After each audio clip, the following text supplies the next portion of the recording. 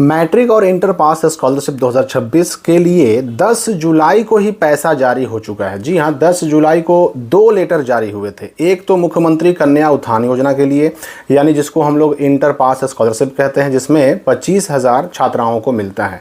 और 10 जुलाई को ही एक और लेटर जारी हुआ था। और ये 10 जुलाई का लेटर किसके बारे में था? तो ये था जो बच्चों को 10,000 मिलता है मैट्रिक पास होने पर, अर्थात जिसको हम लोग मैट्रिक पास स्कॉलरशिप भी कहते हैं। तो मैट्रिक पास स्कॉलरशिप तथा इंटर पास स्कॉलरशिप दोनों के लिए जो है 2026 में पास बच्चों की राशि जारी हो चुकी है। लेकिन फिर भी सबको पैसा नहीं मिलेगा, सबको पैसा नहीं मिलने जा रहा है। इसके पीछे एक बड़ा कारण है जो मैं आपको बताने वाला हूं इस वीडियो में। आखिर किसको पैसा मिलेगा और बाकी बच्चों को पैसा मिलेगा कि नहीं मिलेगा, मिलेगा तो कब मिलेगा, ये सारी बातें। और इसमें एक बहुत बड़ी पेंच है, बहुत बड़ा जो है ना एक ऐसा मामला है जो छुपा हुआ है। आप यहाँ पर देखिए, पहले इंटर वाला मामला देख लीजिए।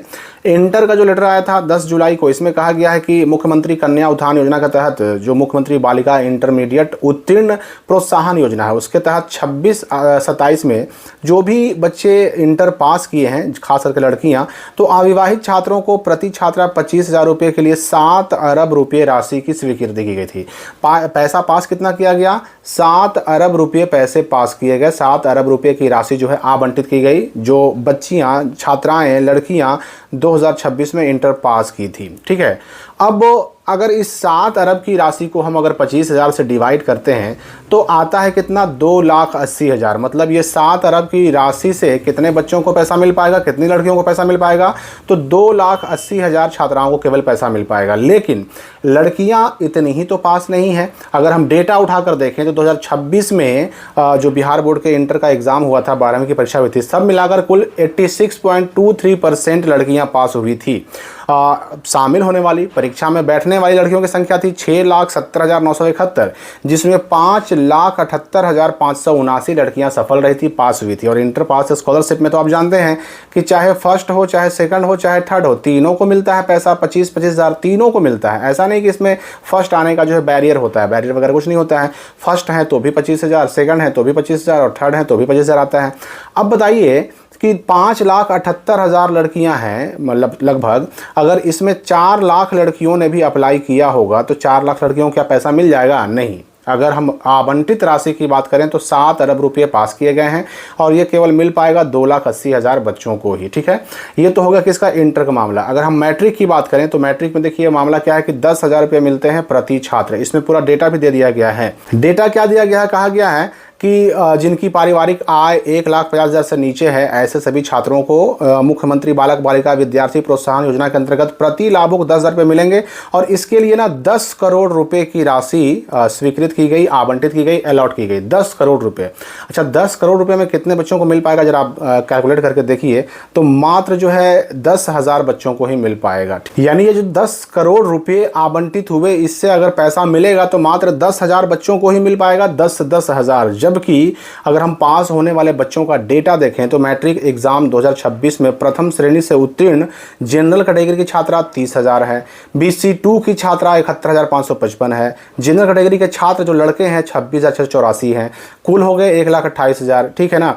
इसके अलावा अगर हम इस 1,28,000 बच्चों का ही डेटा केवल देखें तो उसके लिए 1,28,55,20,000 रुपये की जरूरत है। लेकिन पास कितना किया गया है? मात्र 10 करोड़ रुपए।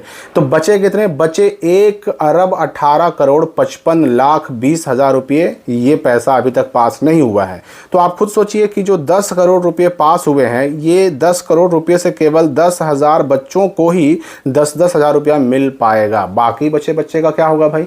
बाकी जो बच्चे रेस्ट बच जाएंगे उनको पैसा कब मिलेगा? तो उनके लिए अलग से 1,18,55,20,000 रुपये की राशि बाद में आवंटित की जाएगी। ठीक है ना। ये भी वही मामला है, यानी कि जो भी मैंने बताया आपको ना कि जो 2,80,000 लड़कियों को इंटर में मिल पा रहा है, उसके बाद बाकी बचे बच्चों को कब मिलेगा भाई?